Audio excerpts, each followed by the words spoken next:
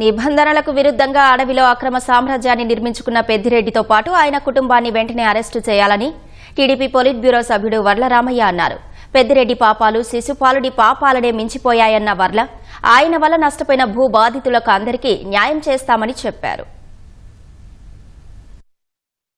రాష్ట్ర ముఖ్యమంత్రి గారికి విజ్ఞప్తి చేస్తున్నా, అయ్యా ఆటవిక సంపద అంతా కొట్టేసి ఒక పెద్ద ఆటవిక సామ్రాజ్యాన్ని నిర్మించుకున్న పెద్దిరెడ్డి రామచంద్రారెడ్డి గారి పైన వెంటనే ఫారెస్ట్ యాక్ట్ కింద ఇమ్మీడియట్ గా ఎఫ్ఐఆర్లు రిజిస్టర్ చేయాలి. ఆయన్ని, ఆయన కుమారుణ్ణి, ఆయన భార్యని, ఆయన తమ్ముడిని అరెస్ట్ చేసి జ్యుడిషియల్ కస్టడీకి పంపించాలి. వాళ్ళ పాస్పోర్ట్లు కూడా ఇమ్మీడియట్ గా సీజ్ చేసి బయటకు పారిపోకుండా చూడాలని చెప్పి కూడా విజ్ఞప్తి చేస్తూ ఉన్నా. నేను ఇక్కడ ప్రెస్ మాట్లాడుతుంటే అక్కడ బాధితులు గగ్గోలు పెడుతున్నారు. మా భూములు కొట్టేశారు, మా ఆస్తులు కొట్టేశారు. తప్పకుండా ఫిర్యాదులన్నీ ఇప్పుడు మా గ్రీవెన్సల్ తీసుకుంటున్నారు. అవన్నీ కూడా కన్సర్న్ పోలీస్ స్టేషన్స్ కు పంపిస్తాము.